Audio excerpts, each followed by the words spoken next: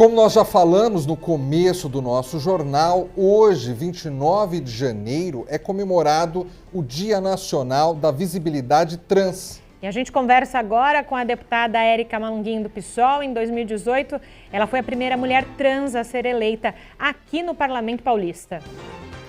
Obrigado, deputada. Seja bem-vinda aqui ao nosso jornal. Deputada Érica Malunguinho, fale pra gente sobre a luta pela causa trans no estado de São Paulo e no país, por gentileza. Boa tarde, Fábio. Boa tarde, Júlio. Boa tarde, espectadores da TV Alesp. Agradeço o convite. Estou aqui como a primeira parlamentar eleita, a primeira transexual eleita no estado de São Paulo e no Brasil, né, a primeira deputada eleita. Infelizmente, isso já diz respeito à nossa luta, né, porque uma população existente e presente na sociedade demorou tanto tempo a chegar a um espaço político, a um espaço de poder. Né? Não que isso fosse, que não tivesse luta para que isso acontecesse, mas porque uma das lutas da população trans é exatamente o acesso à escolarização, o acesso ao mercado de trabalho, né? É permanecer no seio da família, né? Com o afeto da família, e por conta da discriminação, da transfobia estrutural, institucional, nós somos expulsas de todos esses lugares. Fato que faz com que nós não estejamos no mercado de trabalho formal, que nós não estejamos na política, entre outros lugares de sociabilidade saudável.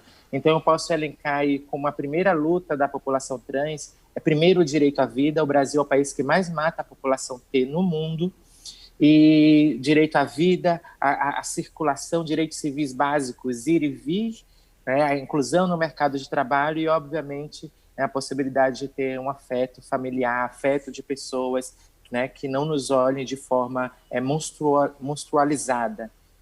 Deputada, essa questão da representatividade, né? A senhora falou, a primeira deputada trans eleita, o quanto é essencial, não só aqui no Parlamento Paulista, mas nas outras esferas da sociedade, se ter essa representatividade, né? Para mostrar para os outros que é possível. A importância disso é garantir, a visibilidade é importante não só para nós.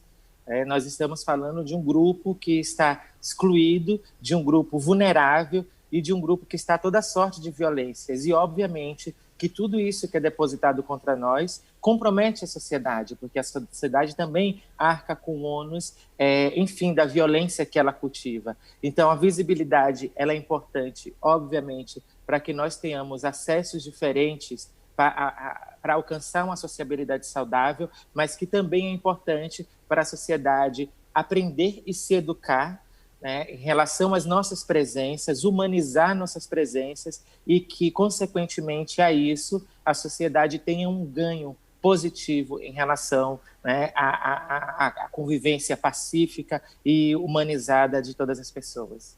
Então, assim, a visibilidade ela é fundamental. A nossa luta hoje, né, neste dia, diz respeito a isso, trazer as pessoas eleitas, eu como deputada, temos aí eleitas em inúmeras câmaras municipais no país, temos cantoras, enfim, pessoas que estão trabalhando com educação, escritoras, e para mostrar, né, para visibilizar que nossa humanidade e nossa capacidade e habilidade para fazer coisas é muito além daquilo que foi colocado sobre nossos corpos, porque só aceitam nossos corpos quando estão em situação de prostituição. Então, a visibilidade serve para isso, para humanizar e dizer que somos possíveis e necessárias e contribuintes da sociedade com nossos saberes, com nossas intelectualidades, nossas sensibilidades, enfim. Deputada Érica, nós vivemos, infelizmente, no Brasil, com uma sociedade ainda extremamente machista, né? Então, quando a gente fala dessa conquista de direitos, né, pelas pessoas trans, a gente está falando desses direitos conquistados junto à sociedade, mas essas pessoas às vezes enfrentam preconceito, ali acho que muitas vezes, enfrentam preconceito logo no início, da própria família, dos amigos próximos ali. Isso é algo que está mudando no Brasil ou ainda é difícil exatamente pelo machismo da sociedade que as pessoas trans sejam aceitas até mesmo dentro da própria família, no início, quando se fala a respeito desse assunto? A sociedade brasileira, né, as sociedades, elas são fundadas historicamente, né, isso é baseado na história, por meio de relações de exclusão e de opressão a tudo aquilo que eles consideram diferente, do que eles consideram o outro. A gente tem uma história, a história das sociedades ocidentais foram fundadas e constituídas pelo homem cisgênero e branco e cristão. E tudo que, de formação judaico-cristã, tudo que diverge disso ou que é diferente disso, então, se você é do candomblé, se você pratica religiões de matrizes africanas, ou se você não tem religião, é uma pessoa ateia, ou se você pratica muçulmanismo, enfim, se você é uma mulher, você arca com consequências, se você é uma pessoa lésbica ou gay, arca com consequências, se você é uma pessoa trans, arca com essas consequências também, se você é uma pessoa preta, você arca com essas consequências, porque existe uma coisa, é importante a gente entender de onde parte a discriminação. A discriminação parte de um conceito chamado normatividade. O que é normatividade? É aquilo que a sociedade estabeleceu como regra, como norma, a partir dos seus próprios interesses, desconsiderando as humanidades e a vida das pessoas e como as pessoas são realmente. E isso não diz respeito só à identidade de gênero ou sexualidade, diz respeito inclusive à raça, né? Diz respeito a gênero, enfim. Então, a discriminação ela é muito forte, né? A transfobia é algo inerente, né? Algo estrutural dentro da sociedade. O machismo também. E quando você me pergunta se eu vejo que há mudanças, eu não posso dizer que não, mas eu posso te dizer que ainda há passos muito lentos, que ainda urge demais, que, como eu falei, o Brasil é o país que mais mata pessoas trans no mundo. A cada 10 minutos no Brasil, uma mulher é estuprada, né? Então, assim, uma mulher é assediada a cada 2 minutos. Então, a gente fala de mudanças, mas a gente percebe que ainda isso é um mal dentro da sociedade. Isso ainda é um mal que precisa ser curado, que precisa ser tratado, que precisa ser olhado e denunciado com a profundidade com a qual essas violências atingem nossos corpos, tantos corpos, né? Então, tem mudanças? Sim, mas ainda falta muito. Então, é óbvio que eu me abraço a essas mudanças, abraço a esperança, abraço a possibilidade de pessoas que estão lutando pela vida, estão lutando pela emancipação coletiva. Eu olho para esses afrescos, né, esses respiros, de ver pessoas eleitas nas câmaras municipais, de ver as cantoras, de ver as escritoras, etc., de ver gente fazendo ativismo de direitos humanos. Eu me abraço a essa esperança, sem dúvida, para ter, enfim, força e saúde para continuar lutando por algo que ainda é tão difícil, né? Que ainda é a violência. E aí, como eu falei, e é importante dizer, 90% da população trans, segundo a ANTRA, Associação Nacional de Travestis e Transsexuais, 90% da população trans se prostitui. Então, assim, não existe grupo social no mundo que seja propenso à única profissão. Eu tenho uma amiga preta rara que ela fala sobre as empregadas domésticas e ela diz assim, o problema não é um emprego doméstico, o problema é isso ser colocado como compulsório e obrigatório para as mulheres negras. Então, o questionamento que eu falo em relação à prostituição é que não existe nenhum grupo social no mundo propenso a uma determinada profissão. Então, por que 90% de nós estamos lá? Então, tem o processo de exclusão da escola, da família, etc. Não nos querem nesses lugares de sustentabilidade saudável, mas nos aceitam nas sarjetas, nas esquinas. Então, assim, tem que pensar também que há uma hipocrisia muito grande, porque se nós estamos nas esquinas, é porque há quem consuma. Então, realmente, né, nossos corpos são indesejáveis ou eles devem estar em alguns lugares.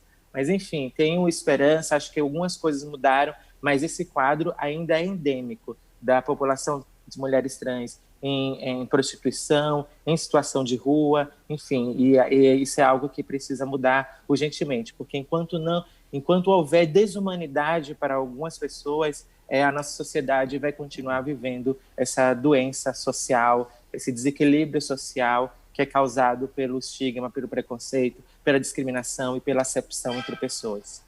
Perfeito. Só corroborando aí o que a deputada falou, o Brasil teve 175 assassinatos de pessoas transexuais em 2020, segundo o próprio relatório da ANTRA, que a deputada citou agora, Associação Nacional de Travestis e Transsexuais, aqui no Brasil equivaleria então a uma morte a cada 2 dias. É muita coisa, deputada. E aproveitando, né, falando sobre os projetos que a senhora apresentou aqui, está entre eles a campanha Transcidadania. A senhora pode falar um pouquinho sobre ele, por favor? Sem dúvida, Júlia. Júlia, só retomando esse dado que você falou, tem gente desonesta, né, que fala assim, mas no Brasil morre gente todo dia, mas tem assassinato no Brasil todo dia. Olhar para a violência é olhar os dados da violência, os mapas da violência, é olhar como se dão essas violências. Então, o assassinato de pessoas trans e travestis, eles são considerados crimes de ódio, porque eles são crimes dirigidos à pessoa pela identidade, pela forma, pela existência dessa pessoa, que são construídos por requintes de crueldade que jamais aconteceriam num tipo de violência urbana provocada por assaltos, por exemplo, enfim, ou nessa guerra horrorosa que acontece nas periferias. É um crime específico, é uma violência específica em relação aos nossos corpos. Essas pessoas trans foram assassinadas porque são pessoas trans, não porque elas estavam, enfim, numa estatística comum da mortalidade no Brasil. Isso é um dado importante. O projeto de lei que você fala é o Transcidadania, foi o primeiro projeto que protocolamos na casa. Ele é baseado num programa municipal que se chama Transcidadania, e a proposta é que se estadualize esse programa.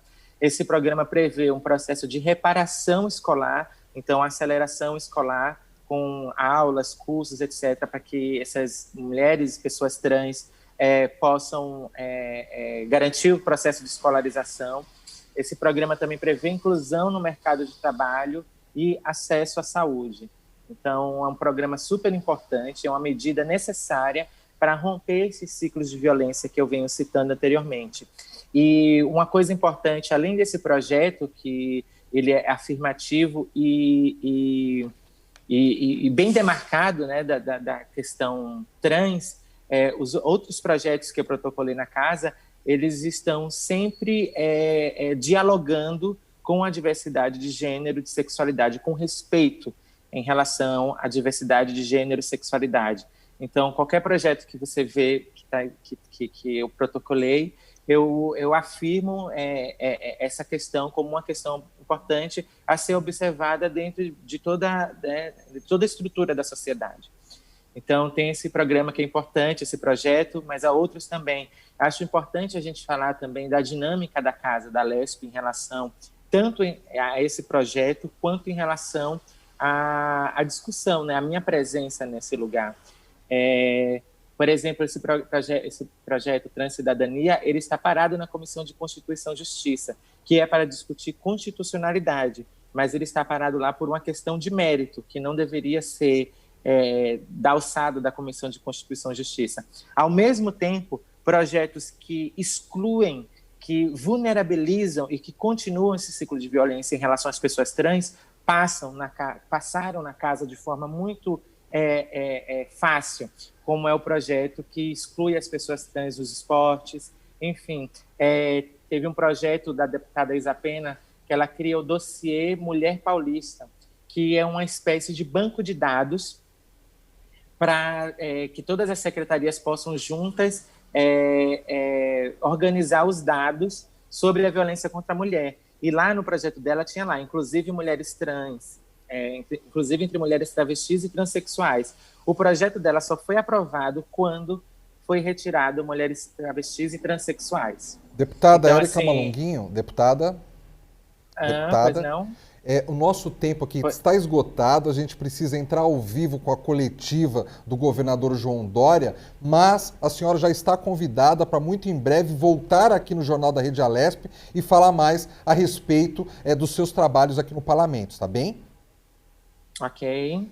Muito obrigado, deputada. Uma boa tarde para a senhora. Boa tarde.